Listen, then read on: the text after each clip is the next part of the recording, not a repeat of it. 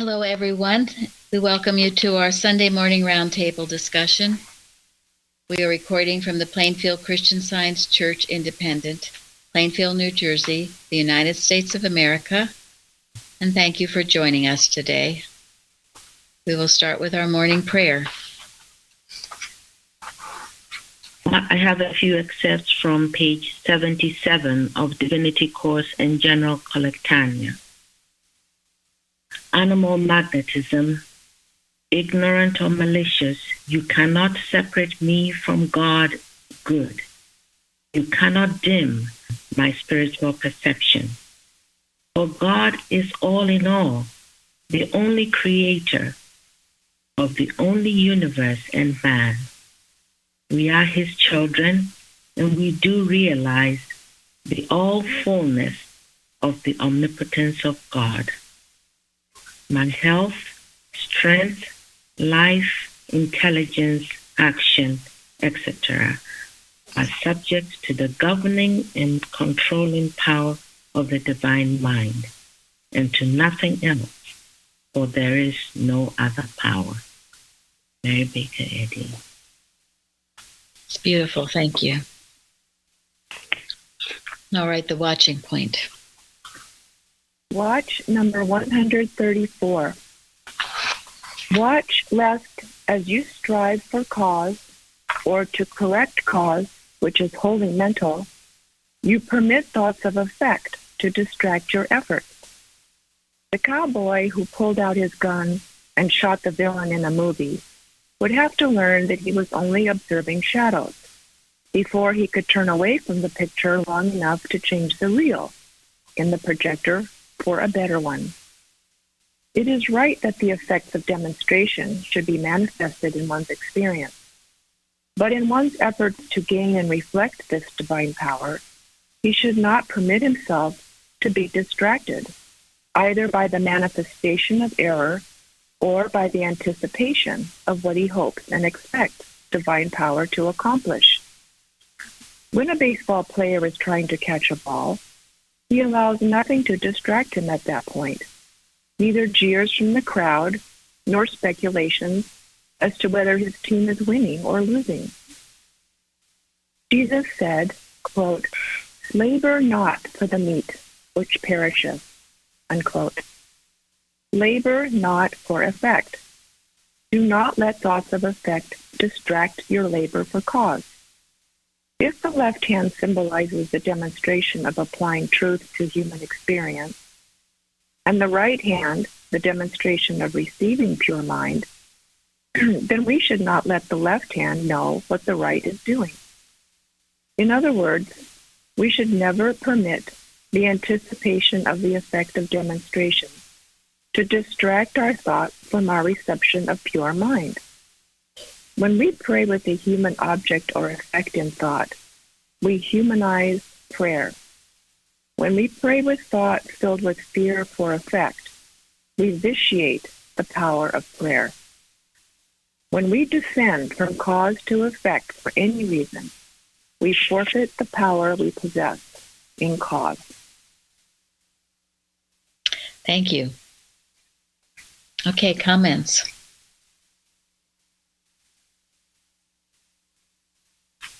Well, it was one. Go ahead, Jeremy. One thing I was thinking about this was about something I've learned is just to stay in right now. Don't think about later. There have been a lot of times when I've been on the mix board during a service, and all these thoughts come in about later. How I'm going to do the sound or a million other things, and I've had to actually write on a post-it note the word now. Just put it there. Just stay right where I'm supposed to be, doing what I'm supposed to be doing. And the more I do that during the day, the better everything is. So. Thank you. That's so true. Your mind races ahead and gets into negative scenarios, or what'll you do, what this, that. Just now. Now is all you ever have to deal with. Karen? Well, one of the things that stands out to me here is that we vitiate the power of prayer. We take from our prayer the power that we are hoping to see as a result when we take our eye off of cause. And it's very important. This is something that I've struggled with. It's getting distracted by what I'm hoping to achieve. If you'll permit me, there is a beautiful illustration of this, very short, in Daniel Jensen's lecture called Beginning Rightly, where he refers to his teacher, who in her early practice, her son had a belief of polio. I'd like to read it, very brief, but it illustrates this point so clearly. When I went into the Christian Science practice, my teacher illustrated unforgettably this point of choosing the correct premise. Early in her practice, her infant son became paralyzed from the waist down with a belief of polio. You can imagine how earnestly she worked, hours each day. Then, after her treatments, she would, naturally enough, look under the blanket to see if he could move his little legs. But after 4 months of most diligent work, nothing had changed. So at this point, she went to a practitioner. After hearing of the problem, the practitioner smiled and made one simple, unveiling statement. "Quit peeking, dear." Instantly, my teacher saw what she had been doing. She went home and gave her child a treatment based on a totally different premise. As she said to me, quote, "It never occurred to me to look at his legs again." What did that have to do with it? Nothing. The next morning when she bathed him, he almost jumped out of the pan. No atrophy, no time of recovery. No wonder the false testimony had vanished. She wasn't peeking anymore, asking matter to confirm spiritual fact. She had shifted to a spiritual premise. Thank you. That was a very clear illustration of the fact that we can't look away from from what we're really trying to achieve, and that is to understand God better, cause. Yes, thank you. That reminded me of something from that Fragments book of things attributed to Mrs. Eddy. So the student asked Mrs. Eddy why she did not progress faster. Mrs. Eddy said that she did not completely shut the door on error, but left it open a crack in order to peek in and see what error was doing. Exactly. Yeah. Sometimes people wonder why things seems to get worse. Well, if you're always looking at matter, you're, even though you go in your room and pray and then you run to look at the matter situation, then that's a duality, right? Yeah, and it's the matter you're giving the power to all the time. Yes. Martha Wilcox says, I love this. This is something will be in next year's calendar. What is the process of healing? Healing is the increasing awareness of perfection rather than the eradication of disease. Just think about that. It is the increasing awareness of perfection. You think about God. You think where your thoughts are. You focus on Him again. It's not about the eradication of disease. That will just go because it was never true in the first place. So the more you understand about God, these false beliefs drop away like an old garment. Someone was saying recently, sometimes you don't even say your thank you because it's so natural and normal, you hardly even notice it at that point. So keep your focus always on the Father. That doesn't mean you necessarily ignore the problems. We don't ignore or evade or any of that, but we don't build it up by, yes, this being quoted, peeking at it. You going to say something? No, you just recognize them as red flags that you've got more spiritual growth to in front of you. And has anybody ever had the experience where they'll call a practitioner because they've got a certain problem and then they get healed of another problem that they didn't mention when they grow? sufficiently in spirit?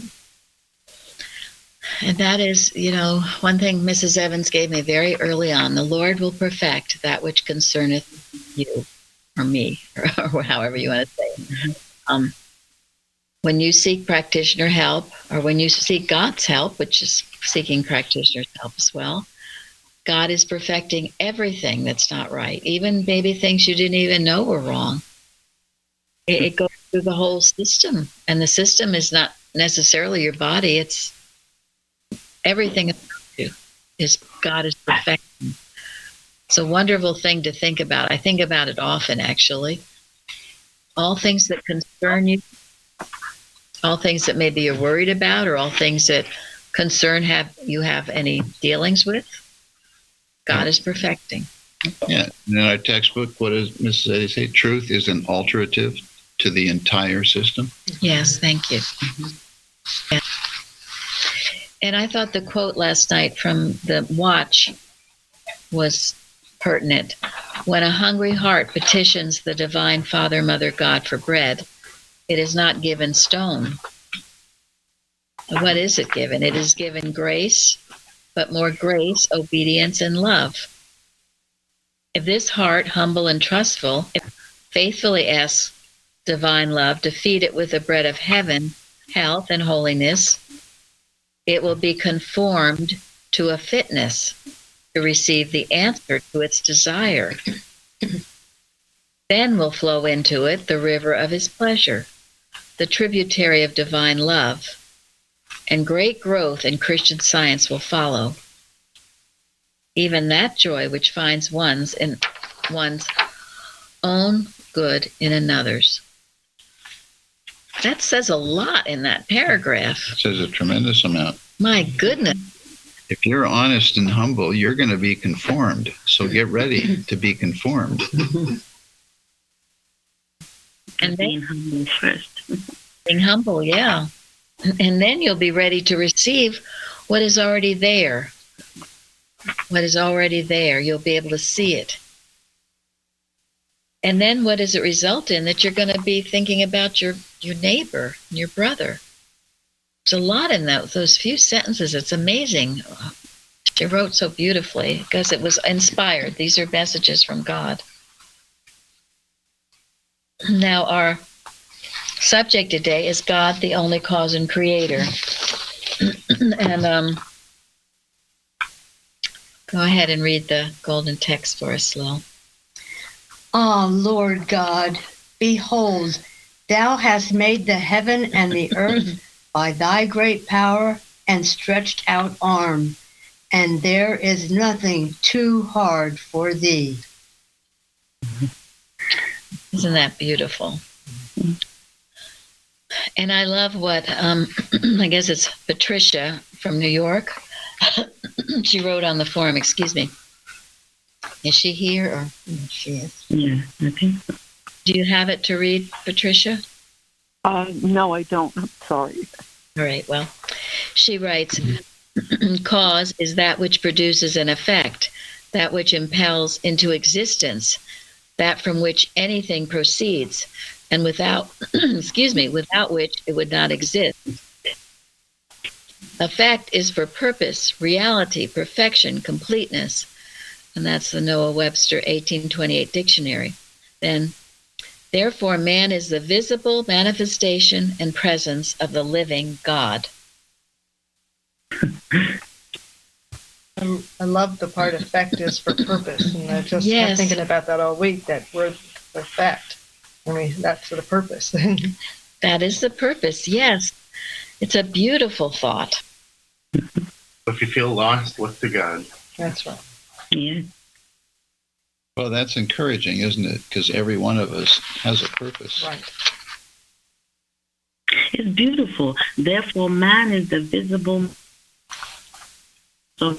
manifestation And present. And present. of the living God. If you're there, we couldn't hear you, Florence. You can hear me? Now we can. Oh.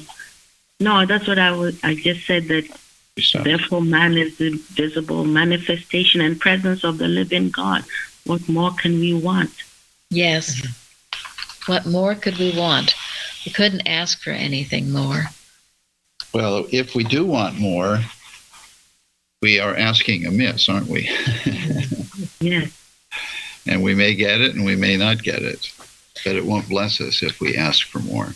Yeah, and this is why so many people, they'll present to me a to-do list that they want God to do.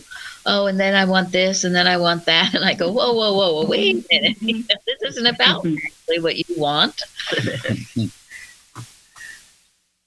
This is about, again, knowing more of the Father. When you know more of the Father, everything you need will become manifest. Again, because it's already there. It's already present. We just need the eyes to see it.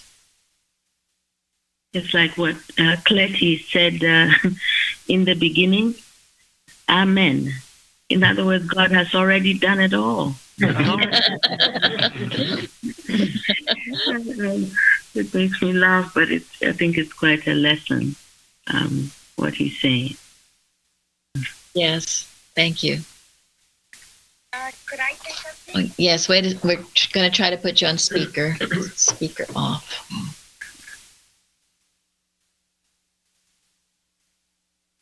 All right, I think you're on. Okay, go ahead, Zeri. I just wanted to say I'm really grateful you talked about the here and now, because I was looking for some portfolios of my artwork and I kept going to the same place and didn't find them. So then I thought, I've got to change. And I said, well, I'm so grateful that God gave me the abundance to create in God's name and in God's way. And I put it aside and I found two of the things I was looking for. Just wanted to say thank you. And I think it goes along with what we've just heard. Yes, thank you, Zeri. That's wonderful. Mm-hmm. There was a beautiful article Carrie sent, The One Primal Cause by Duncan Sinclair. And he quotes Mrs. Eddy as saying, there is but one primal cause. Therefore, there can be no effect from any other cause, and there can be no reality in aught which does not proceed from this great and only cause. Science and Health. Does evil or disease proceed from the one perfect primal cause? Impossible. Then evil or disease can have no reality. It is, as Christian Science terms it, a false belief, an illusion, an unreal sense. The very fact that evil or disease can be healed or destroyed is proof of its unreality, for surely that only can be real in the absolute sense, which is indestructible. And then he goes, he quotes that, Ah, Lord, behold, thou hast made the heaven and earth by thy great power and stretched out arm, and there is nothing too hard for thee, nothing too hard for truth. Let the sufferer from the belief of sickness or sin turn to truth. Letting go his hold on the illusions of material sense, he can prove for himself that nothing is too hard for truth to heal. So that can be our lodestar, so to speak. I mean, that goes along with the allness of God.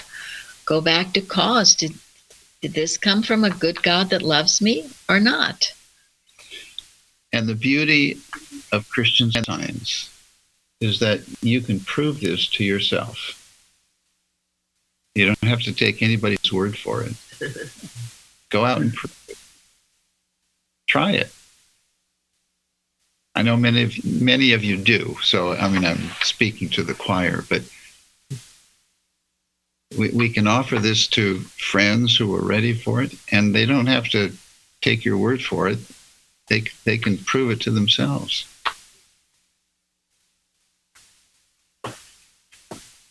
I like that it also it sets a standard, because if a situation seems not quite right and someone gives you an alternative about, or discouragement, well, we're sunk. You don't have to accept it and stand for it. You can go to God and look and say, nothing's too hard for thee, and wait for the answer to come, and it does. Thank you. Thank you very much. And that is, having your dependence on him, and not on man, but on God. We had another wonderful Bible study yesterday. You weren't there, listen to it. So many good things that come out from those Bible studies. So we have a little strength, as the Church of Philadelphia did. So that meant they had to put all their trust in God. And there's always the answer in Him. Now, before we go any farther, Linda, I wanted you to talk about because that's not coming up toward the middle of the lesson. Yeah. Hello. Can I just say about the quote that you read? Yes. Thank you. Because it said about sickness or error being healed. And we have learned through this great science of the Christ that we don't really heal error because we cannot heal nothing. But this science teaches that is the revealing of our true identity, of our true self. So I just wanted to point out maybe some new people, the quote says exactly that, but it was a great quote. I'm just pointing out that we learn in Christian Science that is revealing of perfection and the truth that was always there, so we don't really heal error. But anybody, please feel free to comment if there's something wrong here, but that's what I have learned. Thank you.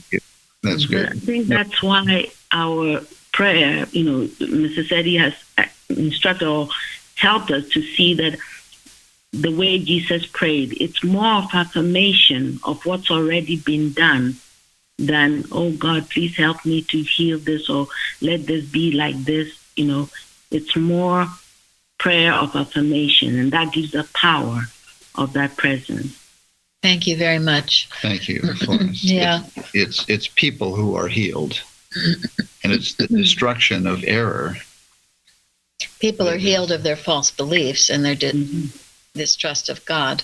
But yes, the false beliefs fade away and understanding appears.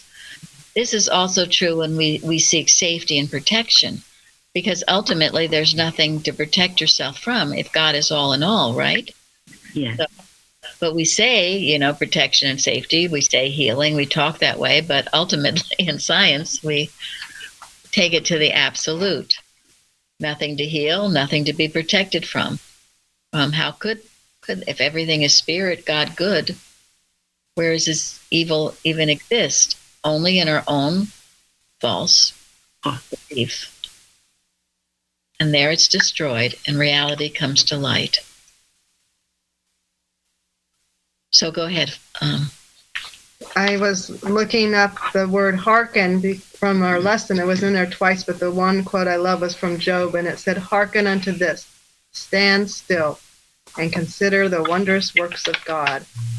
And during my reading our 5 pages a day, I came across Proverbs, and it said, quote, "But whoso hearkeneth unto me shall dwell safely, and shall be quiet from fear of evil," end quote. I just thought that was beautiful. So Quiet from fear of evil. yes. Did I read it wrong? No. Oh, okay. And then from Webster's dictionary, I looked up hearken, and it said, listen, give respectful attention, attend. And then the archaic version was to give heed. So it's a very deep, not just hearing something. And then the opposite was to tune out and ignore and refuse to take notice. And then to listen was to give thoughtful attention and consideration. And I love the part because it said also to be alert and to catch an expected sound. So you're expecting something to come and you're being alert, which we're talking about doing. And then here was to gain knowledge and gain information and receive communication. So we're gaining, as we know, God's giving us. And then I happened to come across a commentary. I don't know if you want to read part of it about where he was talking about not listening. Okay. So this is Ray Stedman, I guess is how you say his name. And he was writing a little bit about hearkening to God.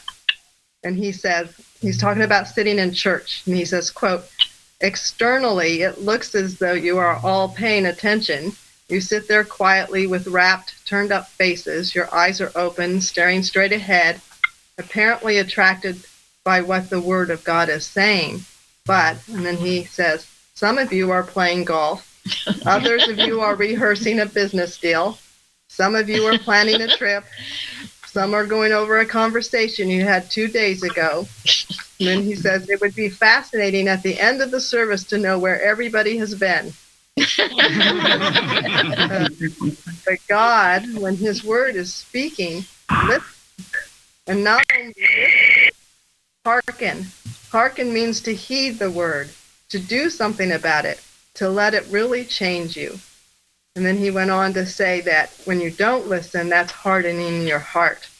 And then he says that shows up because, quote, the minute anything goes wrong with them, they are ready to fall apart, end quote.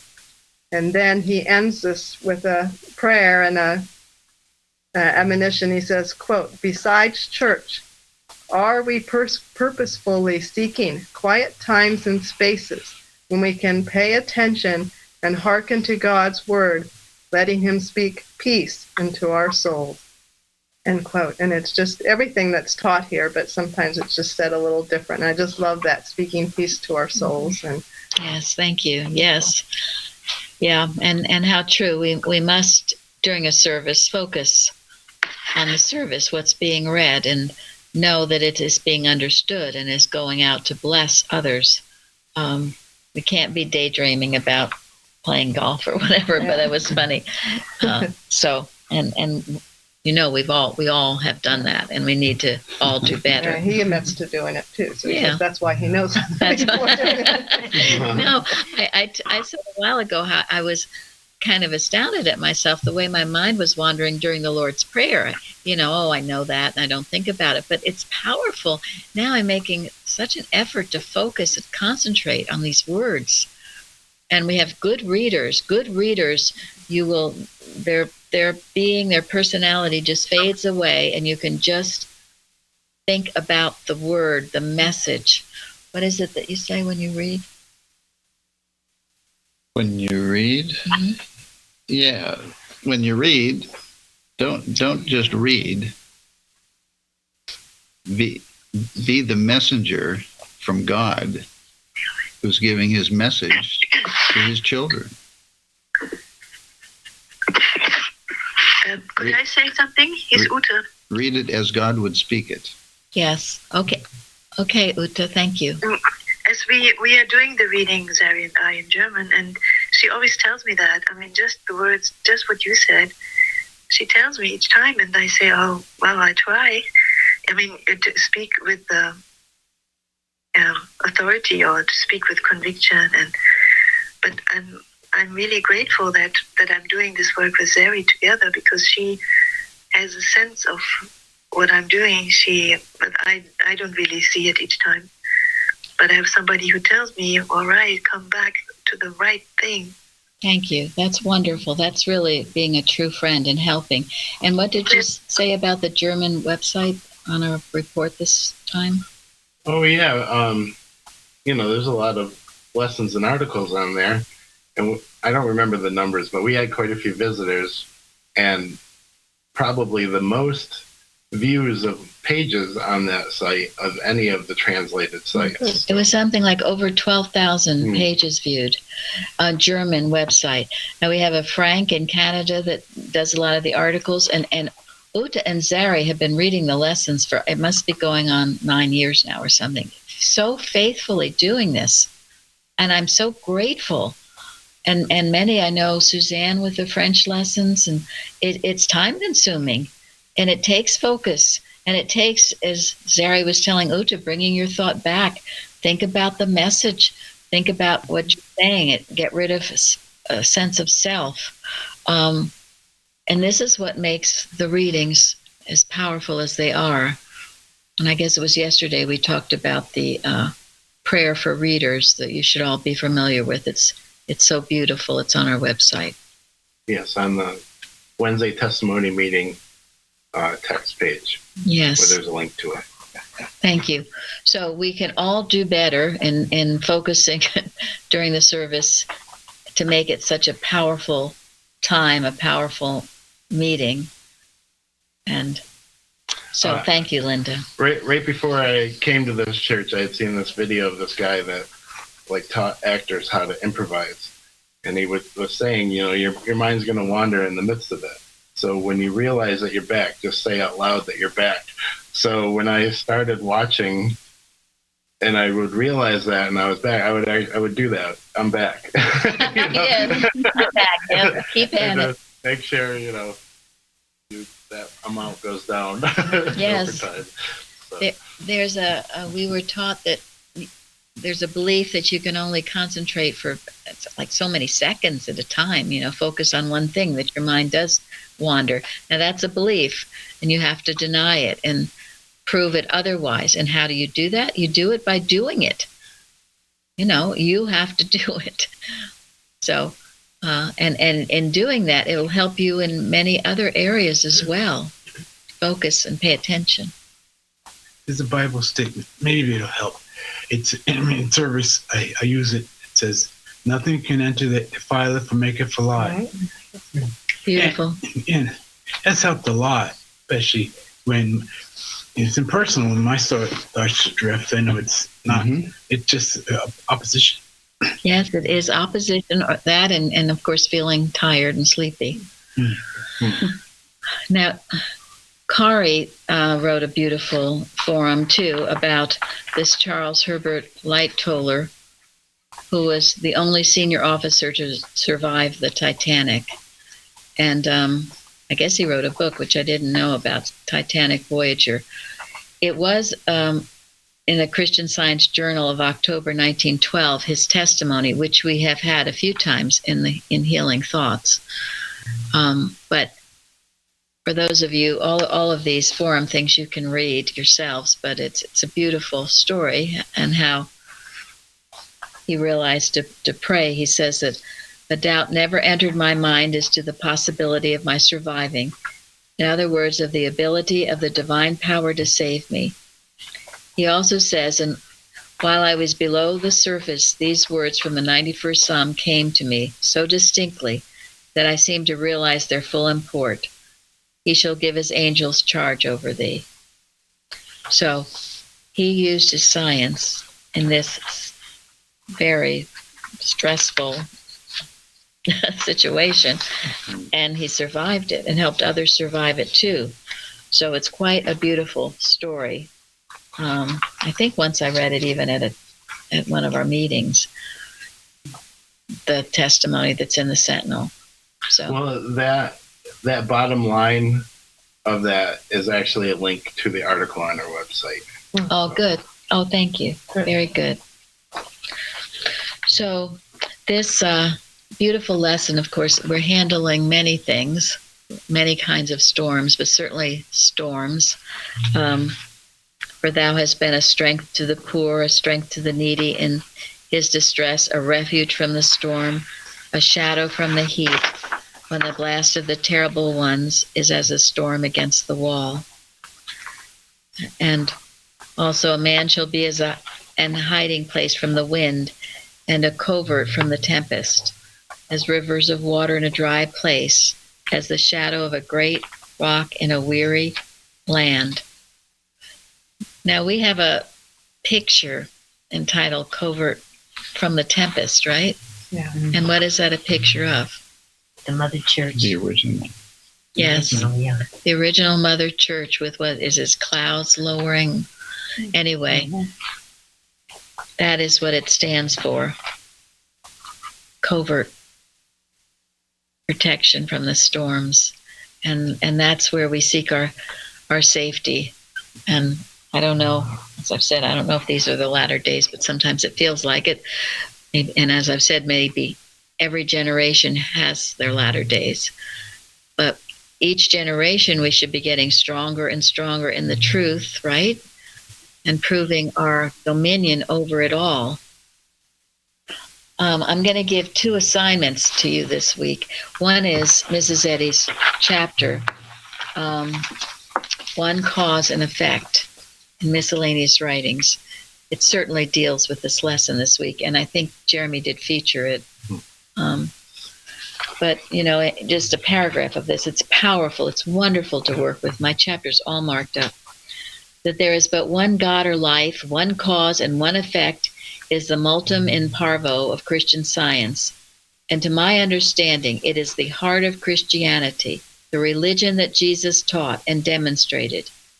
In divine science, it is found that matter is a phase of error and that neither one really exists, since God is truth and all in all. Christ's Sermon on the Mount, in its direct application to human needs, confirms this conclusion. And that's only a little bit of it. It's something to get into, really work with, and get this clear sense of God being the only cause, creator, and effect. And if you are dealing with effect, stop it and get back to cause.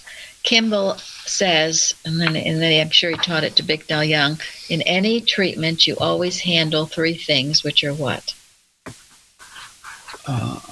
Cause, Law, law, substance. Thank you. Cause, law, substance. Cause. Only one cause. You can't say, oh, the reason for this. You're justifying the problem. Oh, I had a day out in the cold weather and that's why I'm sick. No. There's only one cause, God good. And if you were doing God's work, there's no reason to feel badly. Law, again, only the one law, God's law, a law of kindness. You're not under any other law, no mortal mind law. Barbaric laws, Mrs. Eddy calls it. And substance. Your only substance is spirit. Get rid of the matter. Mrs. Eddy says that's always what's needed in healing. It's this belief. But there's substance in matter. Yeah. So those three things, anytime you're treating anything, always consider those three things. Now, I like when it says it's because of these three things why there's no continuity of the error. Oh, good. Thank you. Does who says that, Kimball or? That's in several articles, actually, probably Bicknell Young. Bicknell Young. No continuity of the error. Continuity.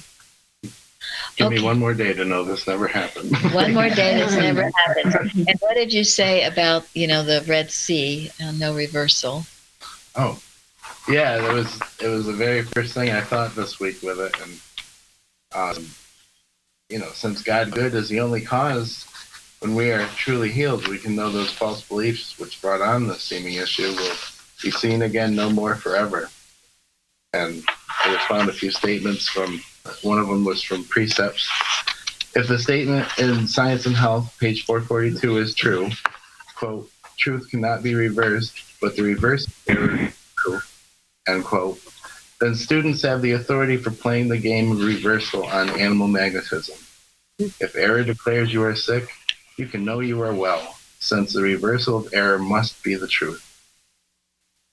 Thank you. Wonderful. Yes. And that statement, you shall see this Egyptian no more forever. That was, again, one Mrs. Evans gave us to know this is out. Okay. Gone, kaput, over. Don't be thinking it's going to come back. Don't be thinking those things. What do ye imagine against the Lord? He shall make an utter end. Affliction shall not rise up the second time. That's where we stand. Now, Shardy, tell us about chapter 62 in Spiritual Footsteps. Excuse me. It's about the weather, and I have read it, listened to it several times, and I suggest that everyone read it.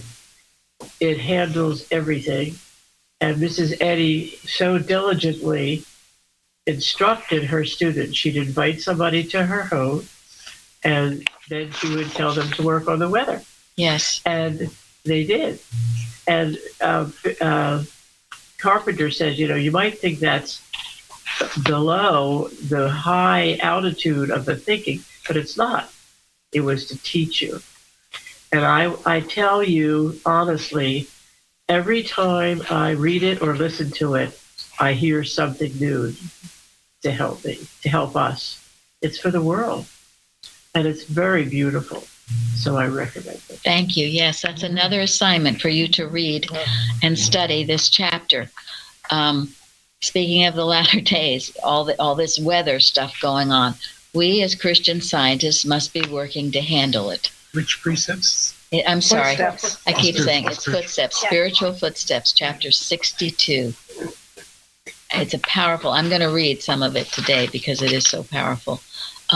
We have this little committee, our little weather committee, that Shardy kind of heads up, but sends messages, and people say when there's something untoward happening in any part of the world. Any of you can join this, and any of you can participate or alert us to something you hear about the weather, because then they work.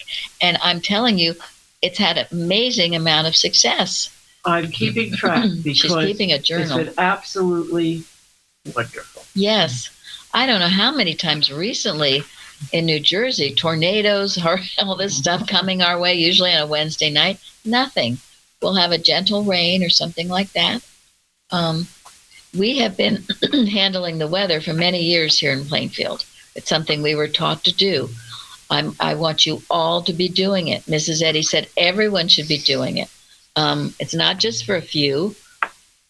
This chapter, which is one of the reasons why I love it, it does speak a little bit about Mrs. Eddy's home. And I feel for us, we should model Mrs. Eddy's home as much as possible with our watching, with handling weather. If we don't do it, who will? And if not now, when? So, most important, this work. Can I tell, not too long ago, there was a huge, and it was supposed to be terrible storms. There was a huge, right outside cloud. It was very, very dark and threatening. 5 of us went out at your leading. Yes. And we stood there and faced it. And some lady came down with a little dog and goes, "Hello, ladies, what are you doing?" And it dispersed. It did. And we went back. It rained a little. It rained, but it dispersed. And it was a type of cloud I've recognized because we've had some strange weather. New Jersey never, ever had tornadoes. But one time we saw one headed straight for a house, and it started with this dark cloud, lowering cloud, and suddenly it turned in, it was just a small tornado, but, ripped a big branch off our tree. Ripped the whole top of the tree off. Yeah. So I've learned we don't just shrug our shoulders and think there's nothing we can do. So we all stood out and faced it, yes, and it did. You must do this, and you can do this.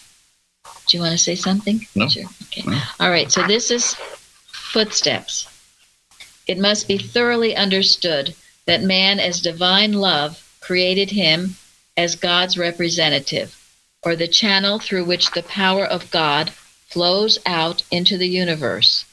And without man, God would no more be operative than with the laws of the nation without representatives to enforce them.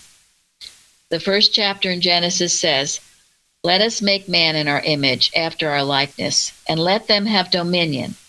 Thus man, reflecting God, is Lord of the objective universe. Through mortal mesmerism, man has been induced to accept the suggestion that the laws of nature have supremacy over the laws of God, with the consequence that, as Science and Health says, man becomes the most absolutely weak and inharmonious creature in the universe. Thus, man is tricked into sitting by and believing that since the control of all external effects has been taken out of his hands, he is perfectly powerless in his own universe. What must one do to regain his birthright of supremacy? Must he not recognize his dominion over the universe as the Son of Man, and then establish himself as a channel so that the normal government of the universe, by the divine power he reflects, will become an evident fact. In this process, there is the danger that mortal man will attempt to resume a place of control without putting off a human sense and taking on the divine mind. Mrs. Eddy foresaw such a situation. She unfolds it on page 96 of Science and Health, and she writes of conflicting forces, discord, and dismay, but adds that those who discern Christian Science will hold crime in check. We know that nations do this, that they do interfere with weather. At first, maybe it's done for good, but then in wars and things, it's done not for good. And that is unacceptable, to say the least.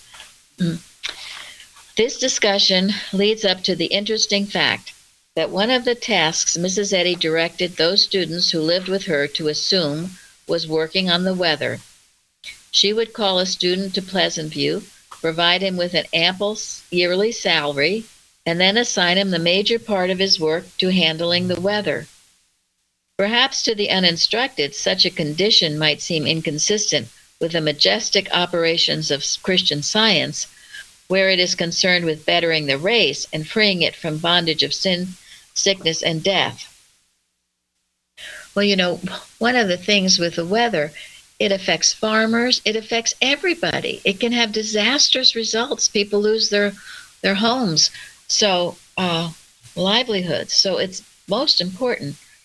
The following statements by Mrs. Eddy show in no uncertain way the insistence and persistence with which she held before our gaze this effort, which concerned handling the thought back of high winds, heavy snow or rain, electrical storms, and drought. Quote, "Now when there is the claim that the weather is sultry, handle it, and you will see a breeze spring up. If it is cold, handle it. It is all in mind, ever the same, harmonious. God did not make sultry weather, etc. Then if we, through belief, have made it, we must unmake it. When it looks like thunder and lightning, handle it. There is no sultry atmosphere to cause thunder and lightning.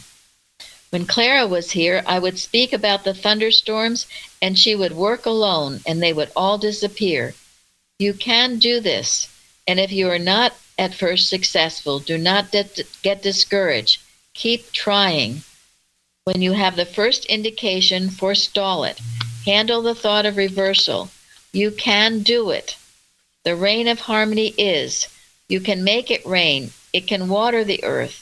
Is there a devil that can reverse God's government? No. Then have faith as a grain of mustard seed. You can. Do not take up there is no thunder and lightning. Know that God governs the elements, and there is nothing destructive or harmful. God sends the rain. Human will cannot come in and govern. The loving Father gives us what is for us, and nothing else can. He is love, and love controls the elements and all things. Do not treat the weather as though a storm could go around and let our neighbor have it.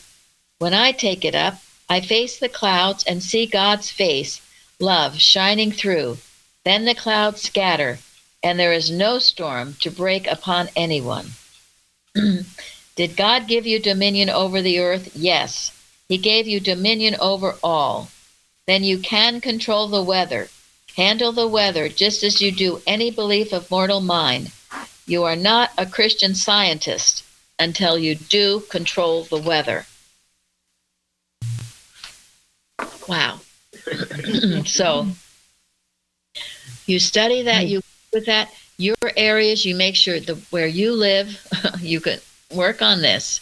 And then you go out. We spread it to the world. We do this work. I found it interesting. I don't think I ever saw it before in the story of Christ stilling the storms. It said the waves were going over the boat. And have you ever seen the movies when the waves were going over the boat? Yeah. And what was Jesus doing? Sleeping. Sleeping. He was sleeping. So let us do this work with joy. It's a great privilege that she teaches us how. It's in these books. It's also in Watches, Prayers, and Arguments. But that chapter, thank you, Shardy, for pointing that out. Well, thank you, everyone, because I don't know how this happened, but all these workers. They're so marvelous. They are. They are. Thank God for dear Carpenter. So I would like to just kind of give quick testimony of this. Some of you may know that in Texas, and I lived in Houston, and there is these terrible big storms, as mortal mind will say, and through prayer, all of them were absolutely handled, and it will change not just for our house, which was from, had glass from ceiling to floor to ceiling, and nothing ever happened. Anyone around it, I pray also for the community, and people were like, how come all this tree didn't fall off, and all these things. They were giving testimony without sometimes knowing that the prayer that went on, but this is absolute possible true. I did it for 3 years that I lived in Houston, and anyone that will dig into this can do it. So I just wanted to pass the blessing. Thank you. thank you, Ingrid. Thank you. Yes. So, all right. Well, we're going to end with this sweet story that Carrie sent to us. This is a short story that can be found on Bible Hub, and it relates to Matthew 8, verse 23, which says, "And when he was entered into a ship, his disciples followed him." And the story goes, entitled Fearless in Danger. Quote, "Some years ago, an officer in the army who was a pious man was drafted abroad with his regiment. He accordingly embarked with his wife and children. They had not been many days at sea when a violent storm arose, which threatened the destruction of the ship and the loss of all their lives. Consternation and terror prevailed among the crew and passengers. His wife also was greatly alarmed. In the midst of all, he was perfectly calm and composed. His wife, observing this, began to upbraid him with want of affection to her and her children, urging that if he was not concerned for his own safety, he ought to be for theirs. He made no reply, but immediately left the cabin, to which he returned in a short time with his drawn sword in his hand, and with a stern countenance pointed it to her breast. But she, smiling, did not appear at all disconcerted or afraid. 'What?' said he. 'Are you not afraid when a drawn sword is at your breast?' 'No,' answered she, 'not when I know that it is in the hand of one who loves me.' 'And would you have me,' replied he, 'to be afraid of this storm and tempest, when I know it is in the hand of my heavenly Father who loves me?'" End quote. Oh, that's beautiful. Thank you all so much for joining us today. Thank you. Thank you. Thank you.